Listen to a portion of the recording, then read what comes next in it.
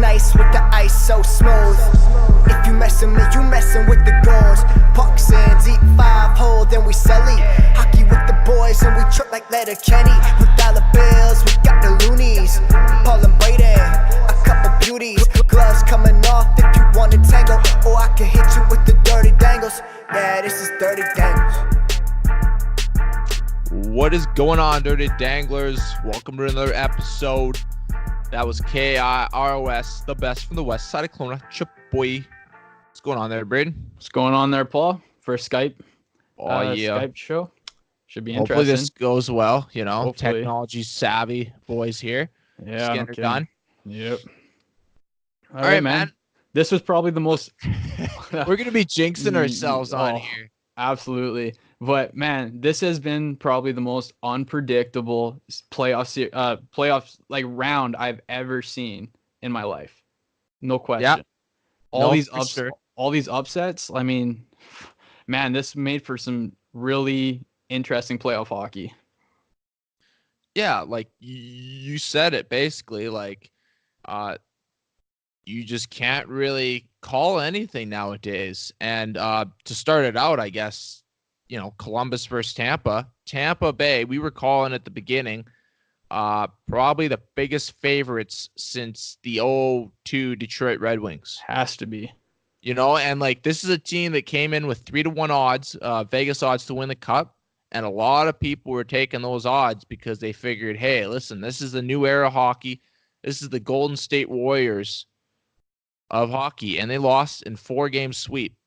Yeah, it was like if you watch the game you could just tell that that Columbus just wanted it a lot more. Bobrovsky had definitely something to prove with his contract year.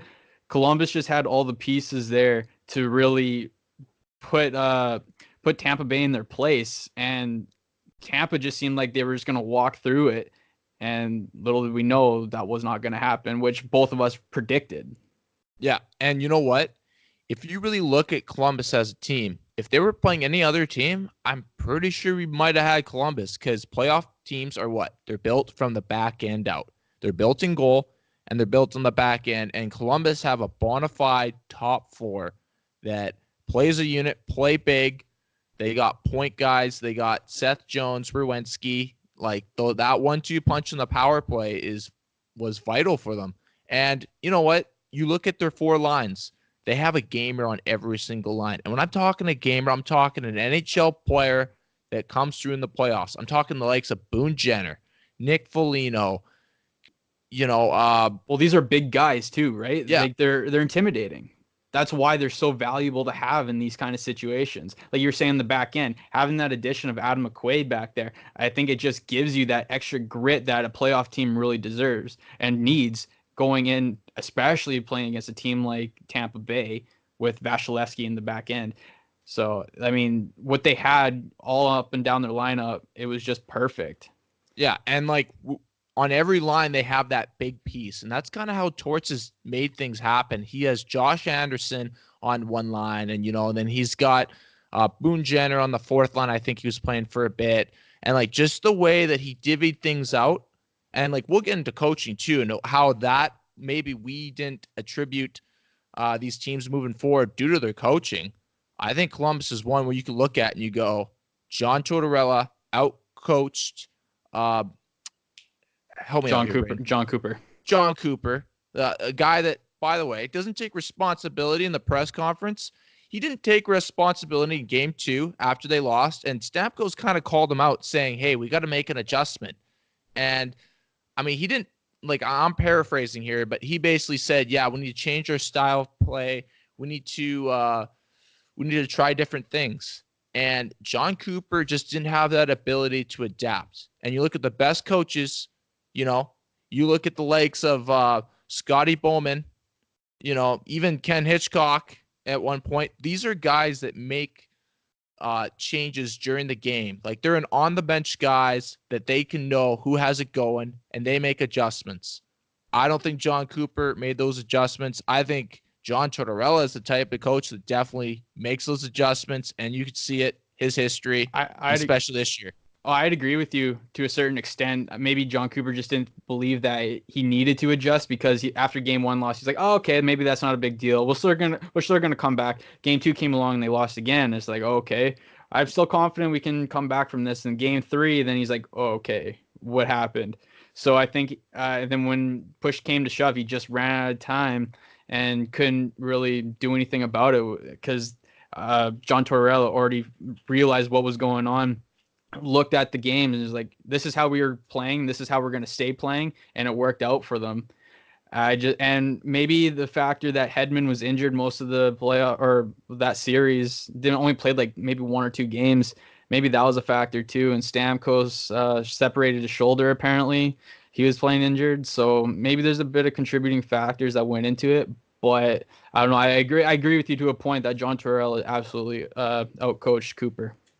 Absolutely. I think when you have an injured blue liner like Hedman, and McDonough didn't play too well, guys are skating around those guys. And you know what? Playoff hockey, you can skate around the D all of a sudden, like that's pretty much your team in the playoffs sometimes is your top end D.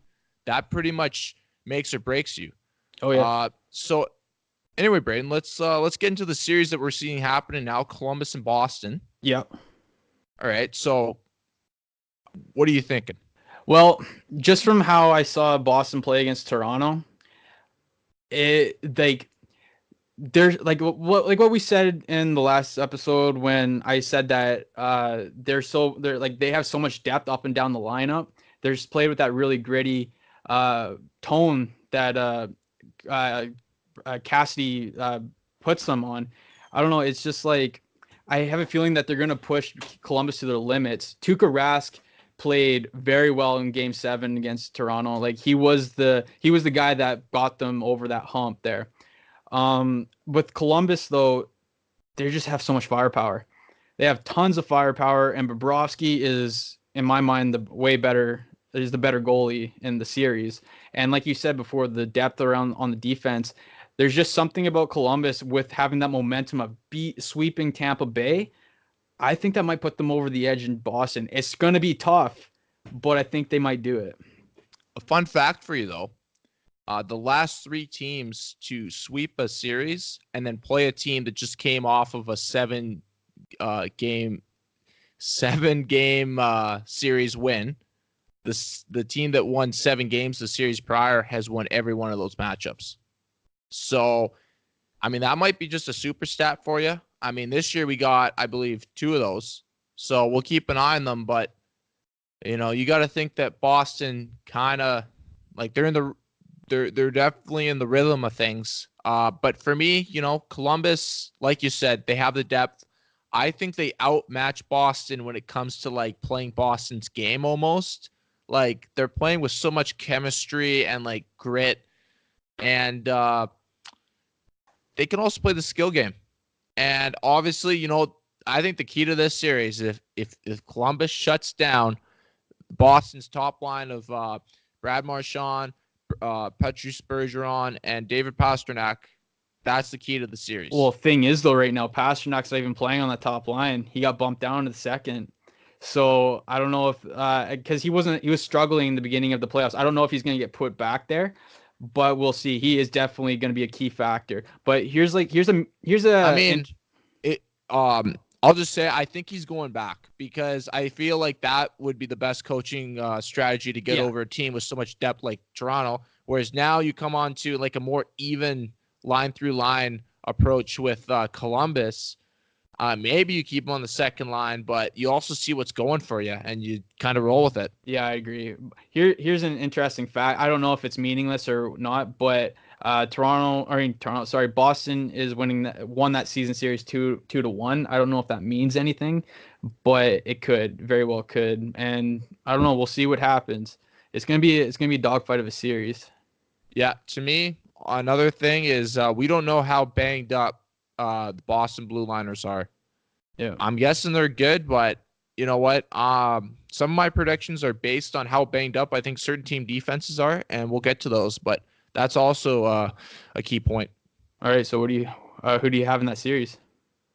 I got Columbus. I think although that super stat I threw out there, I just think Columbus can outduel them. I think Rask is a hell of a goalie too, and he's playing good right now, but I think Bobrovsky's going to step it up a little bit, and there's going to be a few games where we're going to see 40-plus save performances. So, yeah, I agree. I say Columbus in 6 myself.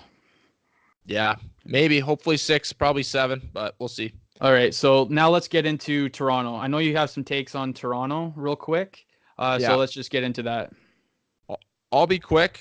I mean, this is a team that everybody hears way too much about, and they got their young guys that want a ton of cash, and we'll see how that goes this summer. Ray, we're going to talk about that, but You know what? Mike Babcock, he was voted by the players, I think, maybe 3rd on the list of coaches they would least like to play for, and one thing he's been called was arrogant, doesn't take responsibility, and he's not straightforward with guys. And you know what? I look at a guy, I mean, this is a press conference that I was watching, and he was just very, like he didn't take the blame, He didn't put the blame on him, and that's the thing about some of these coaches is they don't take responsibility. Like, just say the right thing, and, the media knows what you did wrong. They know you had to play Austin Matthews more than 17, 18 minutes a game. And he didn't do it, and he didn't own up to it. Austin Matthews had 5 goals in the series. He was buzzing. Yep. Play your horses. Like, what are you doing? I agree. Yeah, absolutely. Again, it was just it was a coaching situation in that series as well, and Babcock got out coached. And I will say that Toronto, I believe, in my opinion, won most of that game in Game 7. It's just that Boston capitalized on those chances that they had, and Babcock wasn't able to coach his way back into the game. Yeah, and okay, so you take Babs, and then he didn't really take responsibility. So then Kyle Dubas gets on there, and the first thing he says is, if you're looking to put the blame on somebody, put it on me. And then he said that again and again. And it's like, okay, Akon, put the blame on you. We get it. He said it 6 times. I'm like, this organization is such a joke, and then Mike Babcock's calling himself basically part of the management team. So I'm like, okay, so obviously you're the guy that wanted, Jake Muzzin. So how much seniority does Dubas really have to make these decisions to make this team better? Right? He's got Babs in his year. To me, I think Babs has to go. But we'll see what happens. Could very well have been his last game coaching for the Leafs, but we shall see. All right, so Paul, tell me, how did Carolina beat the Washington Capitals? All right, well, yeah. They beat them by playing 4 lines, the playoff style that Columbus basically played a little bit. They grinded them out. They got saves when they needed to. And, Justin Williams, he scored, I think, 15 goals when his team's facing elimination. And he scored another one in Game 6. And, you got to admire his leadership. And going forward, at a certain point in that series, I was like, this series is 50-50. Like there's just so much back and forth play. Carolina dominated Game 6. Yeah. You know what?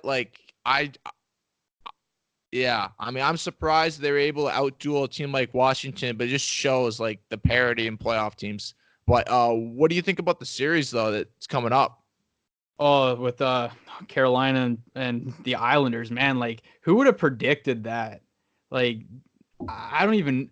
I would honestly just have to give the edge to the Islanders purely just on the coaching. Barry Trotz was able to coach his way past the Pittsburgh Penguins once again. So, and Robin Leonard has been playing unreal as well. I'm still a little bit shocked with how Carolina has made it this far to begin with. Yeah. And they've done a lot like what Columbus has done on the backs of maybe some of their lesser known players. For instance, Sebastian Aho isn't even playing that good really in comparison to what you'd expect from their outright,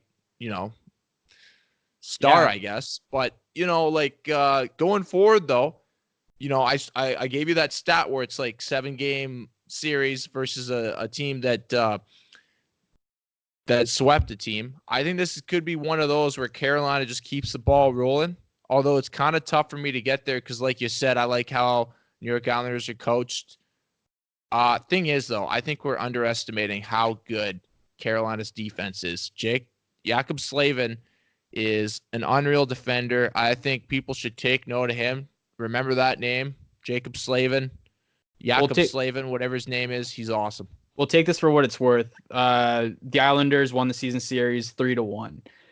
So I don't know if you could really put that stat into this series, just because of how wacky and weird this playoffs have been already. Like, Carolina could really just be like, you know what? We have this momentum coming off of beating the Stanley Cup champions, and this is the Islander team who just beat Pittsburgh. So, I mean, we could have, like, the Carolina Hurricanes could really make a huge push. But the thing is with this series is that both teams have so much momentum of becoming say what you want, but the Islanders were the underdogs in this series, even though they finished at a higher level. So we have two underdog teams fighting against each other, and this is actually gonna be one of the better series the second round, in my opinion.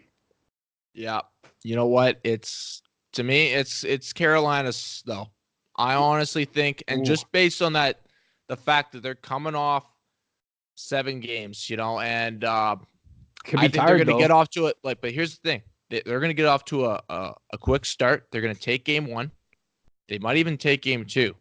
So that being said, I'm really torn. Like, I kind of made this decision or this prediction, in like the last hour, but yeah, because Carolina in 7. You said to me before that the Islanders are going to take it, so I'm kind of surprised that.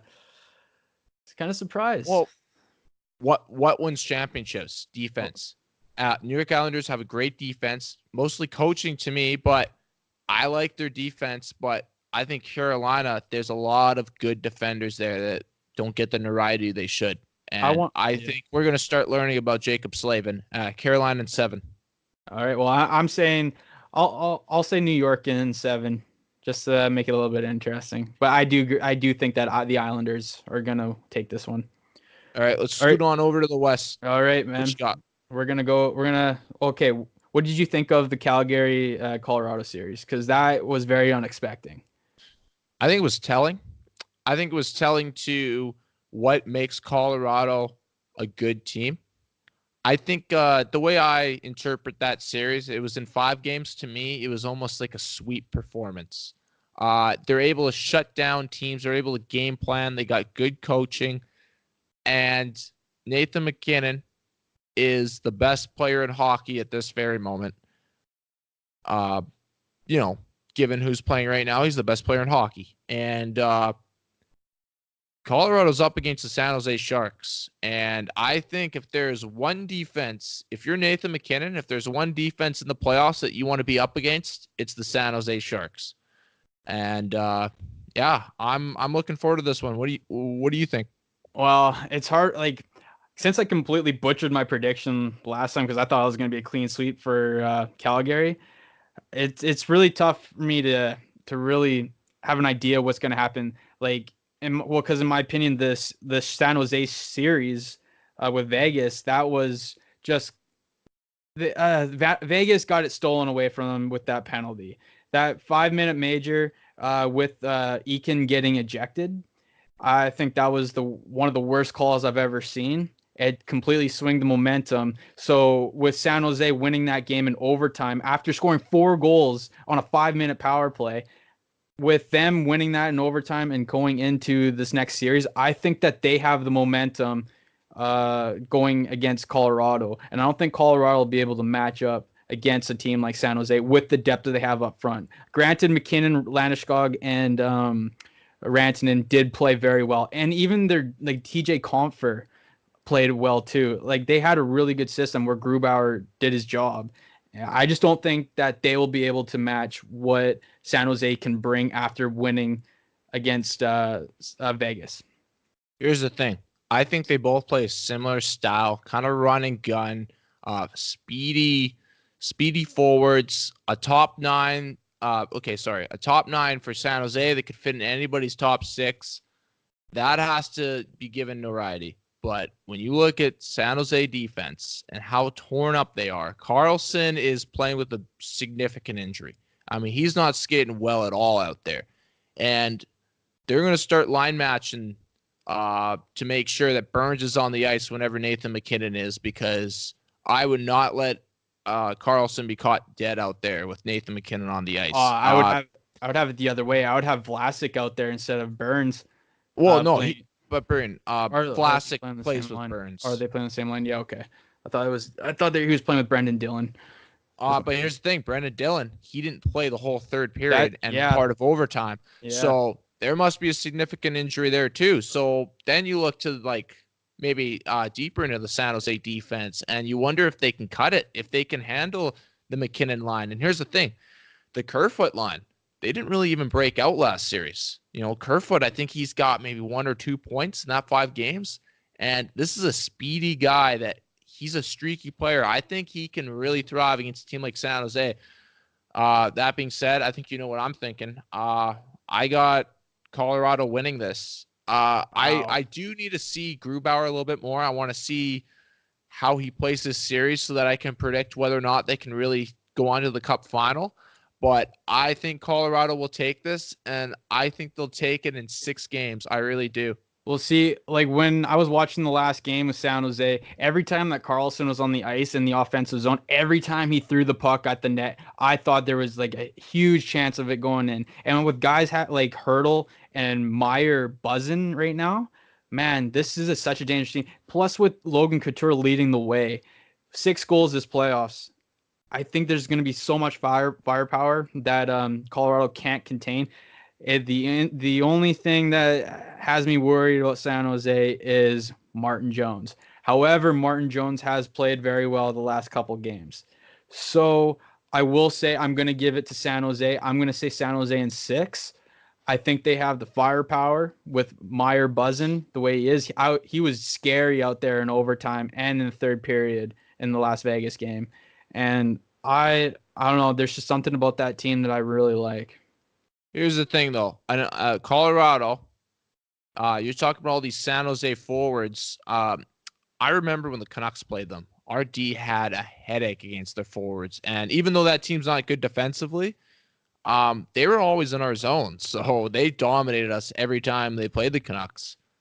This is a Colorado team where the way they win the series is keeping the puck in the other team's zone. And, you know, the reason it kind of did go to a game 7 for San Jose was the fact that, you know, Carlson was on the ice for a lot of goals against. And quite frankly, I think if any of these top defenders, Burns or Carlson, both not that great defensively, are up against the likes of Nathan MacKinnon, that goal count is going to go up even more. And the question is can their offense kind of make up for it? Because that's what we saw in the Vegas series. We saw defensive deficiencies, and then we saw them make up for it. Now, that's going to be on the backs of the Colorado defense. Tyson Barrie, he's not the best defensively. Samuel Girard, I mean, he's a small guy. He's great offensively. Yeah. You know, they're going to need guys like Zadorov to really have big games. And Zadorov maybe played the best game I've ever seen him play last week, right? Mm-hmm. And they're going to need some of these guys to really act as top 4D when they're maybe not quite there. Yeah, I agree. All right, so let's move on to let's go Nashville and Dallas. I told you, I predicted that. I said Dallas in 6. Oh, good job, Brain. You got one right. Hey, you said there's not a chance. I mean, I didn't say that. You said I was crazy. You told me I was crazy. Well, I knew that was gonna happen because I knew Bishop was gonna outplay Pekka Rinne, and I was right. Here's what I noticed. Jamie Benn was a beast. Oh, right? He was so good. We were talking about Columbus, how many gamers that team has. Nick Foligno, right? Boone Jenner, Anderson, Jamie Benn. I mean, he knocked Ellis like. Oh right man, that was over amazing. Subban when Subban tried to hit him. That was hilarious. You probably love that. Oh yeah. There's but here's the thing. Who's Dallas up against? They're up against the biggest defense in the Western Conference. in the St. Louis Blues. They play so well defensively too, and they're big. And I don't think that a guy like Ben could manhandle them. And you know what? I feel like St. Louis has way more depth than Dallas. I know some of these younger guys are pulling through, but I think here's the thing: is Dallas plays their game, and that's how they win. Is they play this defensive style. Yeah. But you're looking at a team that plays it a lot better, and to me, it's like I gotta hand it to St. Louis going into the series. Yeah. I mean, I want to jump on the Dallas bandwagon so bad right now. They're probably my favorite team left in the playoffs. I mean, do you think Dallas has better offense? Is that what you think? Or See, like I said in the last pod, Rube Hintz was buzzing before the season or before the end of the season. I mean, he's still a third liner, Braden. He's got no, like he's 3 not. points He's in playing on the 6 games. second line. He's a second line guy. He used to play with Sagan. I think he's on the first power play unit now. But to me, he doesn't tilt this series. You Oh, look I'm at not some of saying these he- other I'm not St. saying Louis he's guys. bad. Perron's a way better player than him. That young Thomas Oh, guy, I I really like disagree. him. Perron is way better than that Hintz guy. I don't. Perron is a necessarily- bona fide second liner, 2A, 1B seen- guy. Uh, He complements 1B. on his I line. don't think it's No, 1B. Abraham, He's a 2A, 2B guy. No, There's he's no way not he's a the 1B third player. guy on a unit. He is the second guy on a unit. You watch him play, he flies out there. He makes plays happen. He puts up numbers. He's Don't a get me good wrong. player. Don't get me wrong. He's a great playoff guy. Every team would love to have a David Perron on their team. I'm just saying with the likes of Rube Hintz, having Radulov. Radulov was playing unreal in this series. Same with Sagan, put up points. Ben was a monster. Having the back end with Klingberg, Lindell, Heiskanen played his best games this playoffs. Like this team is set so right. It's just I agreed with you with St. Louis does have the better players. They do have the better depth. Jordan Binnington just completely stopped Winnipeg. In my opinion, if it wasn't for Jordan Binnington, then Winnipeg would have won that series against St. Louis. No. I 100% agree. If you watched all those games, man, Winnipeg, in my eyes, won a lot of that. And if it wasn't for Binnington, it would have been, I strongly believe it would have been a different series. But you're looking at a team, Winnipeg, that's a lot better than Dallas offensively. No. Yeah. Okay. They were able to stop them with their formations. You know, like they have 4 guys back. Like they just didn't let any guys get through. Sagan's gonna have a heck of a time playing against a team like that. Well, the back end that St. Louis has, I agree. And the reason Bennington's so good is the team in front of him pushes guys so they have to take shots in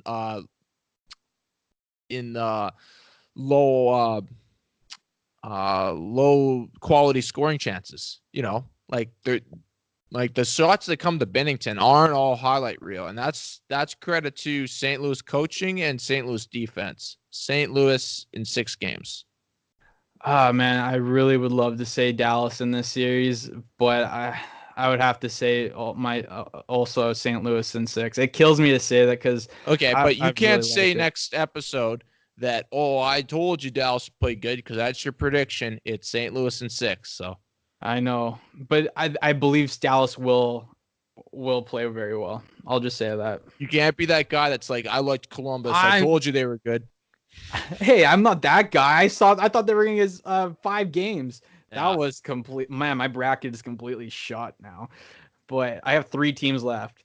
Okay, but anyways, And that's why gambling in the NHL is going to up revenues. oh man, I can't believe I don't even want to. Oh, actually, I'm curious how much money has been lost in this All right. playoffs. I'll tell you a fun fact I heard off of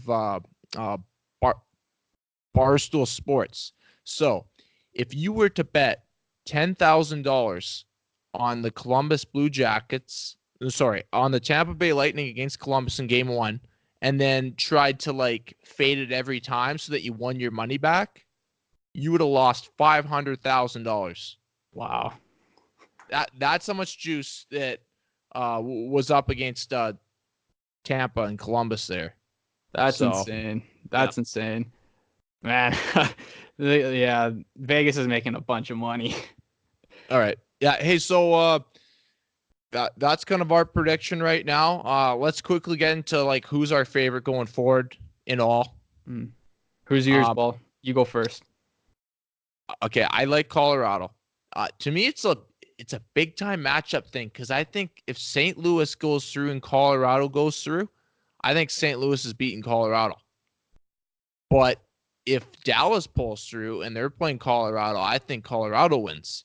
So that's kind of how I see things turning out. But ideally, I think St. Louis has what it takes to make the Stanley Cup final.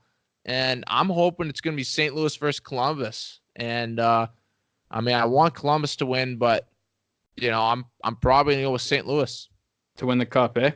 See, it's fun. It's funny you say that because I think I said in the last pod as well that I had St. Louis.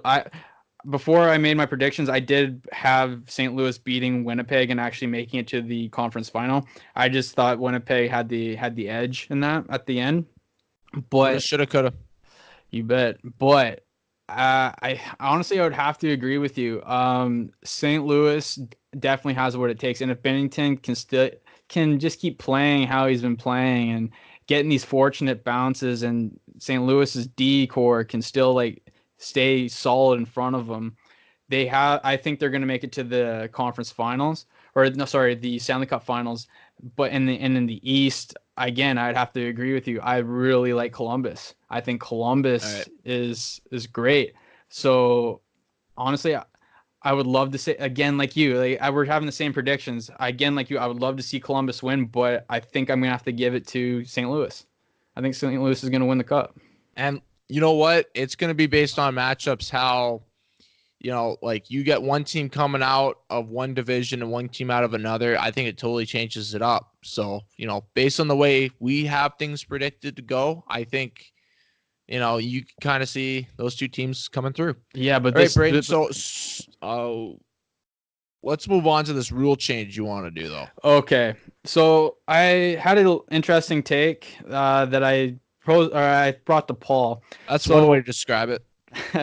I think it should be how it is, but in my opinion, I think teams should have a set roster of however many guys there should be. Just like in baseball. Baseball, they have a set in the playoffs, a set 25, 26-man roster, and pending an injury or barring an injury, that's how they get replaced. And they have to run with that 25-man roster until that series is done. Then they can add or subtract players from that. So what I'm proposing is that I believe that the NHL should go in and be like, yeah, you have this set of guys, this set of roster going into this series. You cannot add anybody to this to your team during the series unless there's an injury. That's why you have scratches involved. So you add the guys that you want in the scratch, then you can add them into your team. I believe that you shouldn't be able to add, just like Makar in Colorado. I think I know you don't have you don't think that made much of an impact, but I think it did. And Gusev, even though he didn't play with Vegas, adding Gusev, the MVP of the KHL this year, I think that was a huge advantage for Vegas, even though he didn't play. I think the fact that he was able to, I don't think that should have been right. Well, if he didn't play, Braydon, then why did you say that's a huge advantage? Okay, then it's not a huge advantage because he didn't play. Makar, though. Makar ended up scoring a goal, which impacted the series. Well, yeah. If I drafted him fourth overall, I sure as hell want him playing. Fresh legs. You're going against. Okay, okay, go for it. Here's the thing: you could have this 23-player limit baseball crap, but here's the thing: is the reason Cal Makar waited so long to sign is because his team was in the middle of a playoff hunt. So, are you suggesting that he quit school early if he wants to make the NHL? No, not at all. But I'm saying is that, like, if Colorado made it to the second round and Makar was out or done with his season in university, then then they're allowed to put him on their roster and bring somebody out. Well, what if he's not done with university? Well, then he's not done with his season. Well, then he sticks with them then. If he thinks he can win a championship with his university team and be loyal to his team, Absolutely. I don't think that Colorado should have been able to bring him into the series to make an impact with fresh legs. You know what I Young find legs. funny, though? What I find funny is you didn't even point out why they should do this rule change. Like, what is the Because whole point? it's an unfair advantage because you An get unfair fresh. advantage. So if you didn't point that out to begin with, is it really that much of an issue since it wasn't like a primary take? Like, Well, it should be. I don't think it's an unfair advantage. I do. You're bringing a guy with fresh legs to compete in high stakes games with guys who are tired, who are playing high caliber hockey. But here's the thing: you have the KHL MVP, right? Did he get a game? No. Oh, he did. Why? Because the chemistry of that group was already in sync, and they didn't want to mess with it. Think about baseball. You're taking this from baseball, right? This is an idea from baseball. Don't know if you mentioned that. The whole thing about that is you have 1v1 situations every at bat. It's 1v1. This is a team play thing. So it's not even an unfair advantage because they won't even always utilize that advantage of fresh legs. Whereas in baseball, it's like, hey, we only have so many arms. Let's just throw whatever we got that's good from the minor leagues. They play a couple innings and we get some good work out of them. People have never seen their stuff before, and that's an advantage. Well, don't you think it's a bit of a slap in the face to the guys that you rode with the whole way in hockey? Up to the point if they got their chance to just jump in the lineup. Well, I feel like that. I don't know who Makar replaced, but don't you think the guy who he did get replaced for, don't you think he'd be a bit pissed off that, like, I was with this team for this long and you're taking me out because of some other guy? That's not right. In the middle of a series I don't know. There's just, it's just really. If I'm any defender on Colorado, I'm thinking, okay, well, this team just drafted like 4 defenders, traded for 1. Like, there's a chance I'm going to have to battle for my position. They drafted this guy 4th overall. He's the most dynamic player in college since Charlie McAvoy. He's coming. And what did Charlie McAvoy do when he hit the scene in 2016? He played out his year with whatever university he was at, and he jumped in with the Bruins, and he played awesome in the playoffs. Played with Chara. I don't know. There's just something about that should just be a set roster. Like you were pointing out before we did this, I know for a fact that the GMs would never agree to this because why would they? It gives them the advantage to add and subtract guys whenever they want. But I think for hockey, for the teams, the players, I think they deserve to stay with their teams until the end of the round, and then they can go. Their head coach or the GM could be like, you know what, we have this guy that we want to bring up. You're getting the short end of the stick. You'll be in the box, but if something happens, you'll be the first guy in line. Okay. In the next series. So you pointed out that GMs would never agree on this. No. Okay. How about MLB? If they tried to change it back to the way it was, or not the way it was, but like bigger roster limits, right? Like, I'll tell you right now, the teams that would be opposed to it are teams that have depth, have those power hitters that don't see all these pitchers on a daily basis that are like, well, who the heck's this guy? Let's see the scouting report. Oh, look, he's thrown 5 pitches and, like, you know what? Like, to me, it's like, well, with baseball, it'd get completely out of hand. You don't really have that similarity in the sport, so you can't really use it as a good basis to make a big time rule change like that. Especially hockey has the most injuries, I think, out of most sports. So that's why you have these black aces, these extended rosters. I just believe it's an unfair advantage. That's just my take. I think baseball's done it the right way with the set roster, and I think other sports should implement it like that. But that's just me. It's my opinion, my thoughts on it.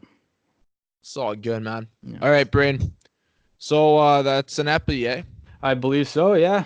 It's a pretty good one. This has just been the most unpredictable playoffs I've ever witnessed in my life. We don't even know what's really going to happen further on in the playoffs.